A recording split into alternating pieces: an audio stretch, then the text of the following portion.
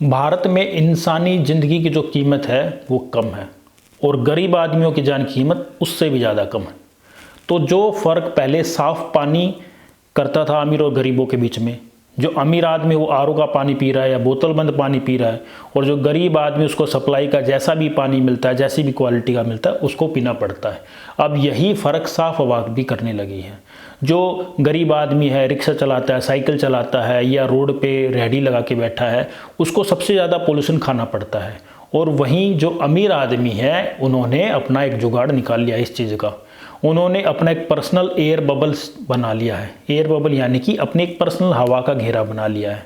अब उन्होंने क्या किया, उन्होंने अपने घर में महंगे एयर प्योरीफायर लगा लिए हैं और जो ऑफिस जाते हैं वहाँ पे एयर प्योरीफायर है। उनके बच्चे उन महंगे स्कूलों में पढ़ते हैं जहाँ पर सेंट्रलाइज प्योरीफिकेशन सिस्टम है, जहाँ पे हर कमरे में साफ़ हवा है। वो जिन जिम में जाते हैं एक्सरसाइज करने या फिर जिन होटलों में ठहरते हैं, वहाँ भी धीरे धीरे एयर प्योरीफायर सिस्टम आ गया है। और जो ज़्यादा अमीर लोग हैं वो तो दिवाली त्यौहार के बाद जो पोल्यूशन बढ़ता है वो कई महीने दिल्ली छोड़ के बाहर रहते हैं।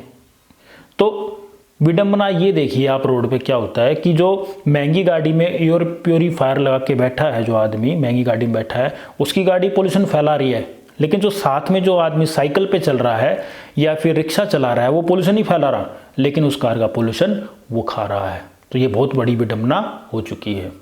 दोस्तों, आप लोग इसी चीज़ में फंस के रह जाते हो कि ये जो गलती है ये इस पार्टी की है या इस सरकार की है, लेकिन अगर आप ध्यान से देखें तो जो हालत दिल्ली की है वही हालत गुड़गांव की है, वही हालत फरीदाबाद की है, वही हालत जो है नोएडा की है, वही कानपुर की है, वही जयपुर की है। अलग अलग जगह पे अलग अलग पार्टियों की सरकारें, अलग अलग सरकारें भी हैं। तो और सच ये है कि उत्तर भारत के सभी जो बड़े शहर है उनकी सबकी हालत ये, सब जगह हवा ख़राब है, सांस लेने लायक नहीं है।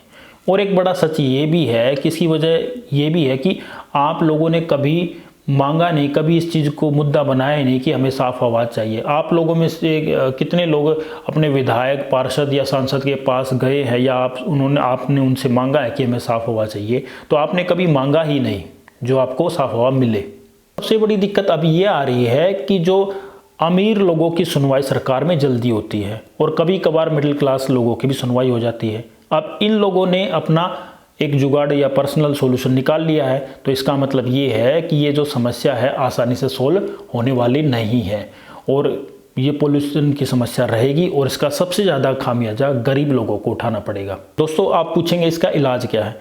तो इलाज ये है कि सबसे पहले ये तो मानना पड़ेगा ना कि हम गंदी हवा में सांस ले रहे हैं, हम जहरीली हवा में सांस ले रहे हैं। अभी बहुत से लोग ये मानते ही नहीं कि ये जहरीली हवा है या इतनी खतरनाक हवा है। दूसरी बात, जब आप मानोगे तभी तो मांगोगे इसको।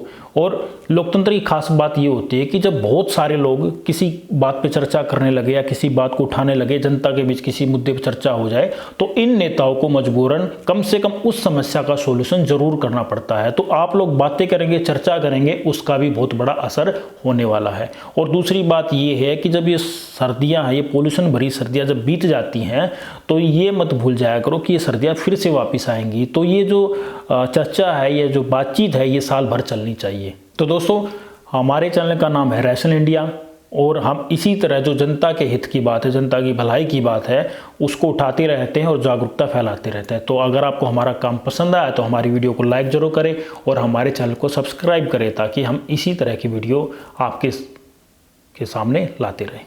धन्यवाद।